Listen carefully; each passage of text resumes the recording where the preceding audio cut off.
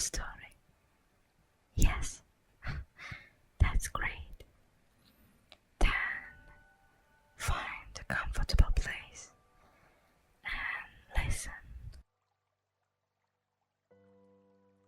In the quiet town of Elderwood, nestled between whispering forests and the tranquil Elderwood Lake, there was a belief passed down through generations about invisible guardians known as Domovoy or house elf.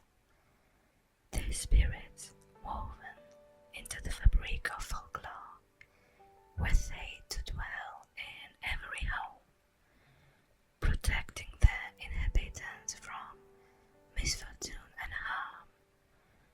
The people of Elderwood lived their lives in quiet harmony with these unseen protectors, offering them gifts and observing old rituals to ensure their favor. The story begins with the Alter family, who had recently moved into an ancient cottage on the outskirts of town, just by the edge of the forest.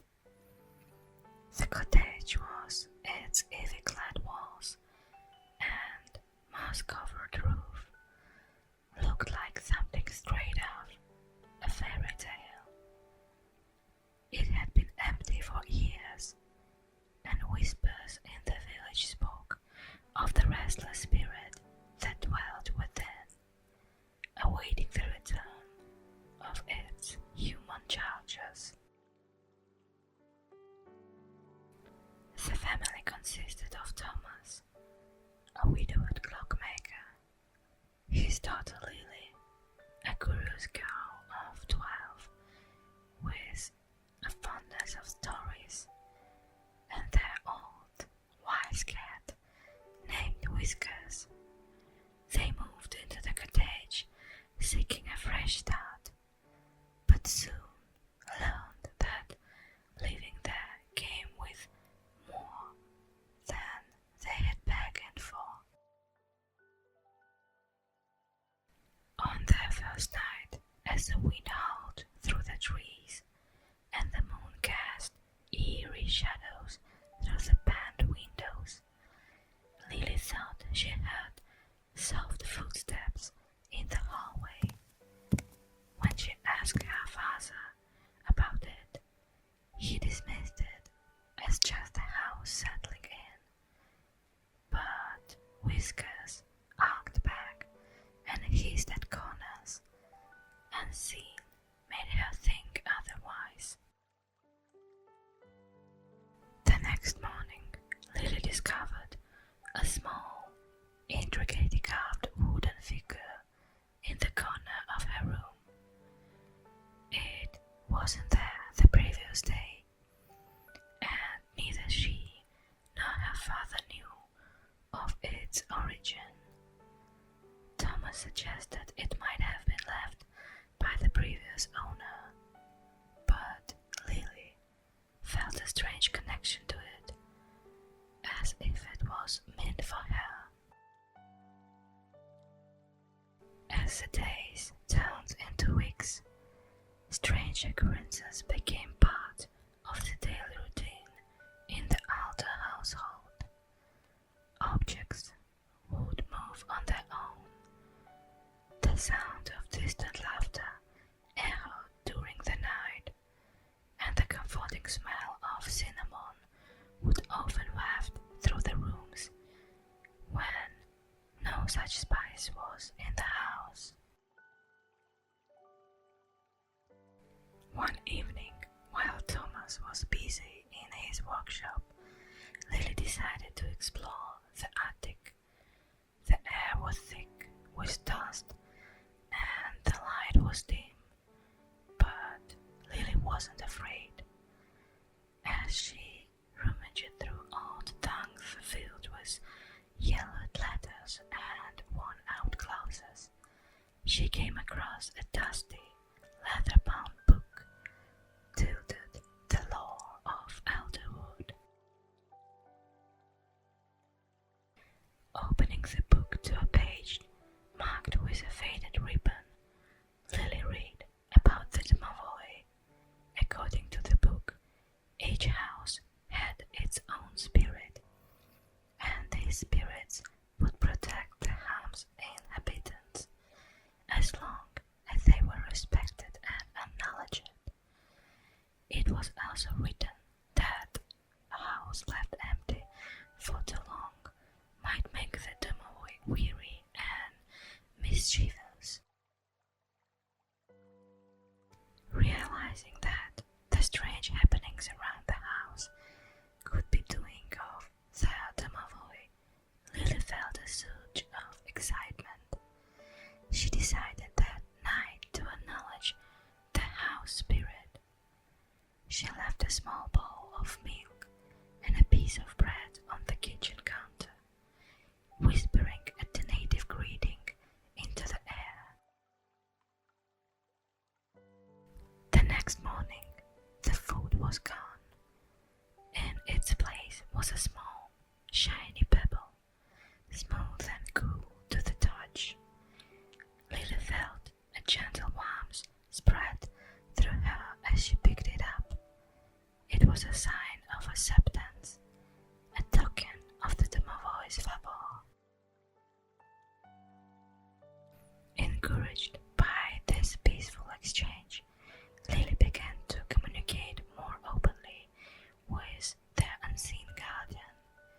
She would tell it about her day, ask it questions, and even read about from the book she found.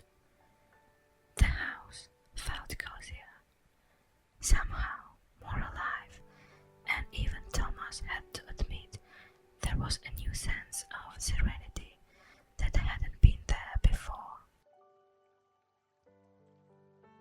But all was not well in Elderwood.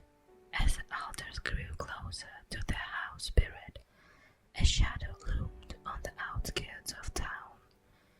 The forest, usually a place of quiet solitude, began to stir with whispers of a forgotten darkness, an ancient force awoken by the disturbance of the modern world. The domovoi, protective yet powerful, sensed the impending threat.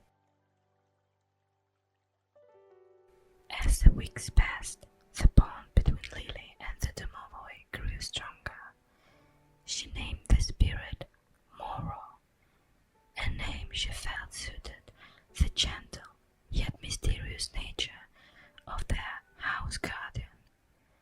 Under Moro's watchful presence, the cottage transformed from a mere dwelling into a vibrant abode brimming with life. Flowers bloomed out of season in the garden, and even the old creaky parts of the house seemed to thrive in contentment.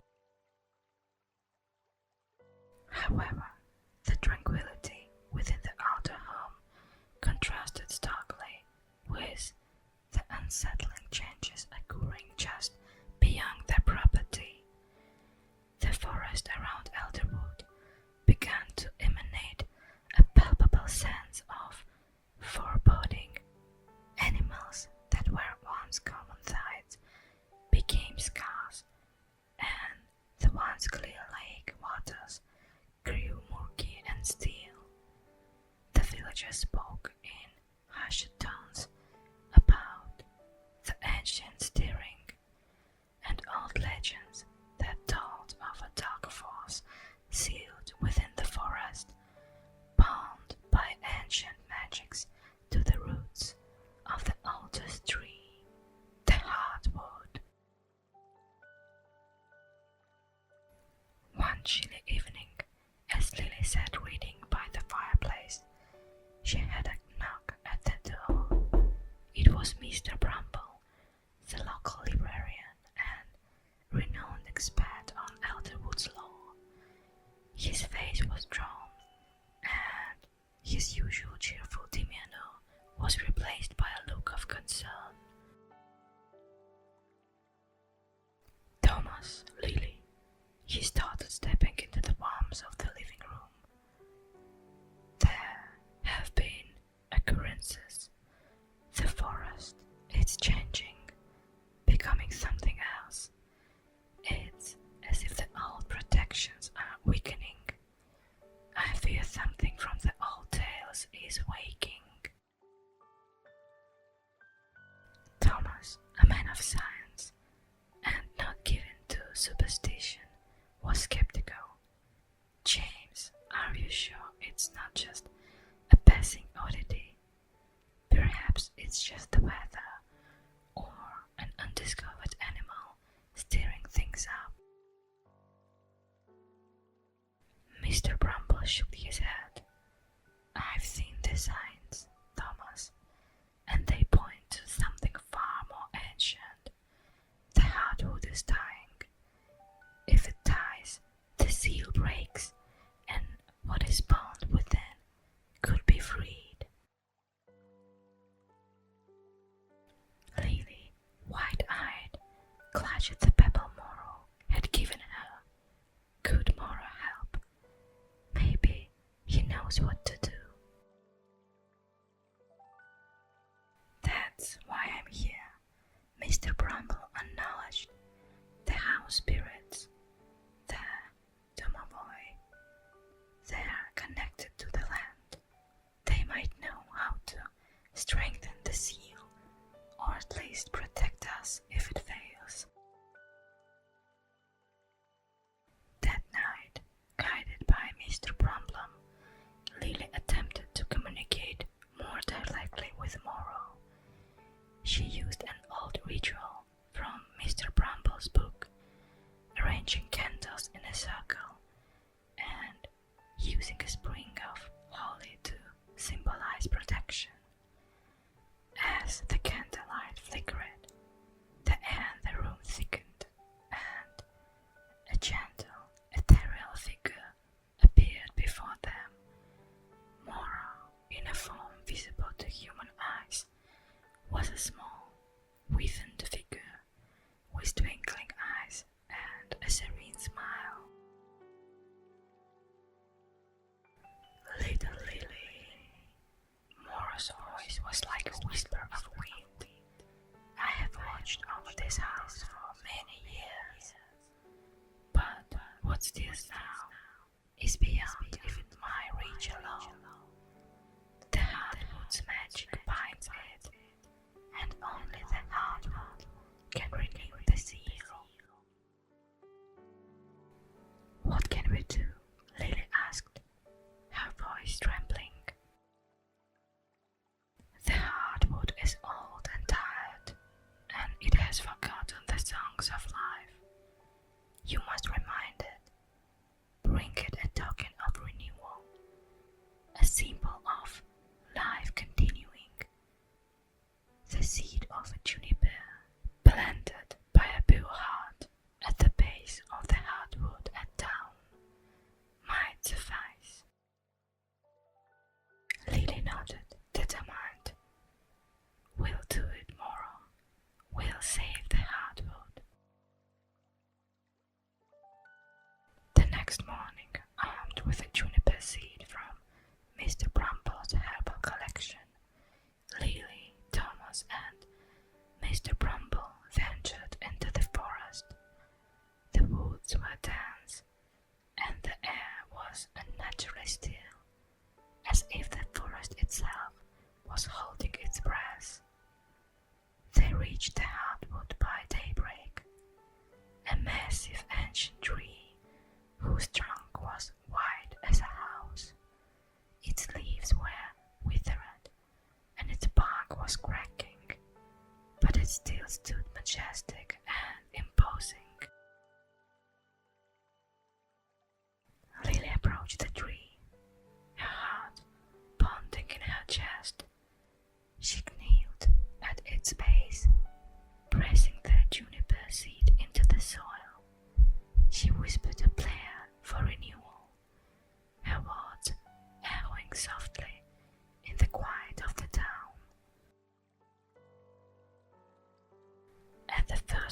rays of sunlight touched the hardwood.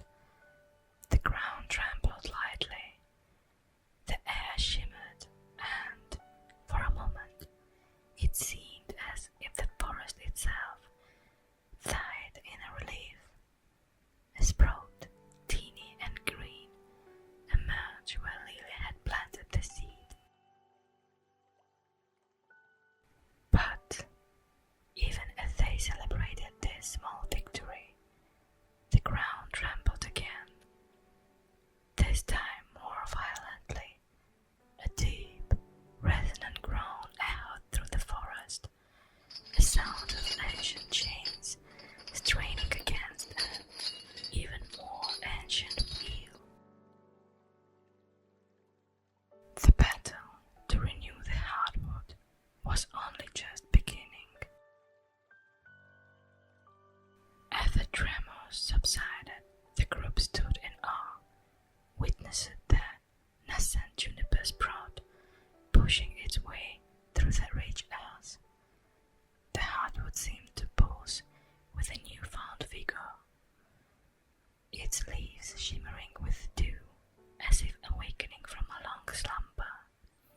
Yet the groaning deep within the earth hinted that their efforts, while promising, had not yet fully contained the ancient force straining beneath elderwood. "We've started the process," Mr. Brumble said, his voice cautious but hopeful. "But the seal isn't fully restored. It's been weakened too much over the centuries. We need to strengthen it with more than just the juniper." Lily, feeling a connection to the hardwood and driven by a resolve to protect her home, spoke up. "What if the people of Elderwood helped? If the Domovoy are connected to the land, maybe everyone's belief and support could strengthen the hardwood." Thomas looked at his daughter with pride. "That's a splendid idea, Lily. This town has always thrived on community. Perhaps it's time we all come together for Elderwood itself." With Mora's guidance and Mr. Brumble's extensive knowledge of local law, they organized a gathering of the townsfolk. Each person was asked to bring a token of their home, a beloved object, and a handful of soil from their garden, a cherished memory in written form, all to be offered to the hardwood as symbols of their shared life and love for Elderwood. The night before the gathering, Lily visited the hardwood alone. Under the stars, she spoke to the tree, her voice a tender murmur amidst the whispering leaves. "We all believe in you. We need you. Help us to protect our home." The day of the gathering dawned clear and bright. The townspeople, understanding the gravity of their task, came in a solemn procession to the hardwood. One by one, they placed their tokens at the base of the tree and shared stories of their ancestors, their families, and their hopes. The air trembled with a palpable energy, a collective will directed at the preservation of their way of life. As the sun reached its zenith, the ground around the hardwood shimmered with a soft, golden light. The tree's bark began to heal, its cracks sealing as if mended by invisible hands. The juniper sprout, now surrounded by tokens of the townsfolk's love and belief, flourished, spreading its tiny branches as if embracing the offerings.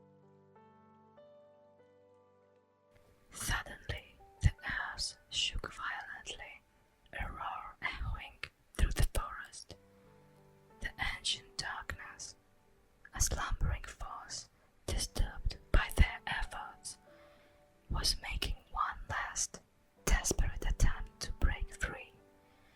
The air grew cold, and shadows twisted around the trees. Moro appeared beside Lily, his form more solid than ever. It's now or never, Lily. Tell everyone to join hands. The unity is the key. Lily called to the villagers, her voice carrying an urgent strength. Everyone, join hands.